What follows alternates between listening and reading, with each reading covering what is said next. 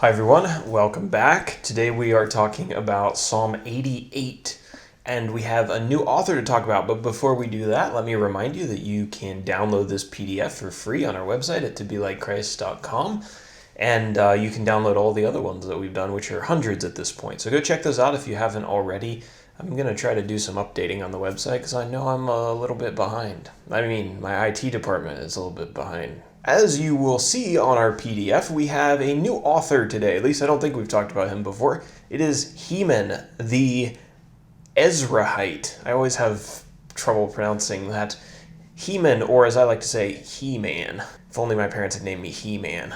Anyway, I have not been able to discover any New Testament references to Psalm 88 that I'm aware of. For our themes today, a bit of a sad psalm, sadness and struggle through times of trial, and also wrestling with the idea that God would allow people to go through periods of suffering and struggle. We once again have the word Sheol in our definition section, and we've talked about this before. This is the place of the dead, or you can think about it as the place where the souls of the deceased are gathered. And we have a new word here also in verse 3, and it's the term Abaddon. Abaddon is actually a Hebrew word that means destruction or the abyss or a place of destruction. You'll see it translated like that in a couple translations. The 18 verses that we have to cover today comprise one of the saddest, if not the saddest, psalms in the whole collection of psalms. One thing that's interesting about Psalm 88 is that it's not like the Psalms of David that always end with like an expression of hope or an expression that God's going to make everything all right. This one, the sadness carries through all the way to the end. Heman writes that he cried to the Lord day and night endlessly because he was troubled all the time and he felt like death was creeping up on him. He had no strength left, and he really kind of felt like God didn't care about him anymore. Wasn't paying attention to him. He describes God's wrath as rolling over him like endless waves. One thing that's also different here from a lot of the Psalms we see of David, or David's often talking about his enemies who are oppressing him, or evil people who are doing him harm and causing these things to come into his life. Here in Psalm 88, the psalmist feels like it's the Lord who is bringing these things upon him and allowing them to happen. And you can see that language as you read through the psalm, and hopefully you've done that. He felt like it was the Lord's doing that all of his friends had abandoned him. As we talked about, Heman felt like death was creeping up on him, and he says that he doesn't understand why God would permit him to die. Because while he's alive, God can still save him. God can show his great works and his love towards Heman, and that'll give Heman an opportunity to worship God on the earth, and it'll give the unbelievers or people around Heman the opportunity to see what God has done and to also worship God. And he says essentially, if my deliverance, if my relief is only to come through my death, what glory will God receive from that?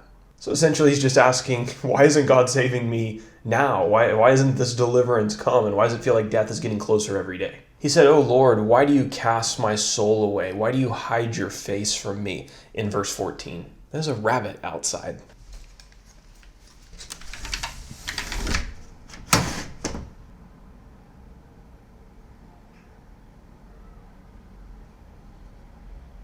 Why is there a rabbit outside? I don't have the answers to these difficult questions in life, but let's finish up our psalm for today. That was just a little break to in case you were feeling down with Heman, to try to encourage you. This psalm concludes with Heman basically repeating all of his troubles. There's a repetition. He was surrounded by these dreadful assaults. Terror afflicted him. His friends had abandoned him, and he couldn't help but think that God was allowing it all to happen. That takes us down into our application section. My question, I guess, when I read this was, why does God allow a chapter like this in the Bible, where he's being questioned for why he permits things to happen, right? Why is this in here? It's not like the great stories of God's mighty works, in Moses' day or in David's day or something like that. Why is this here? These are the kind of sentiments that often stir up discussions about whether God even exists and whether a good God will allow suffering to exist in the world, and whether that's contradictory or not. The psalmist didn't understand why he was suffering, but he did know that God had the power to take away his suffering. And so the question is, why didn't he? To explore the many layers of the question of the problem of suffering, that would take much more than 5 minutes. But one thing we can learn from this chapter is that God is not afraid of people asking those questions. They are not a threat to his existence. They are not going to prove that he is somehow inconsistent with what he has created. God has reasons for permitting suffering to exist. And maybe a psalm like this is permitted into his Bible to get us to think about some of the reasons why that might be. It leads our minds to start thinking about important questions. In a world that's so full of fluff and entertainment and surface level thinking, we need passages like these to center our minds on the profound questions and to kickstart deeper thinking.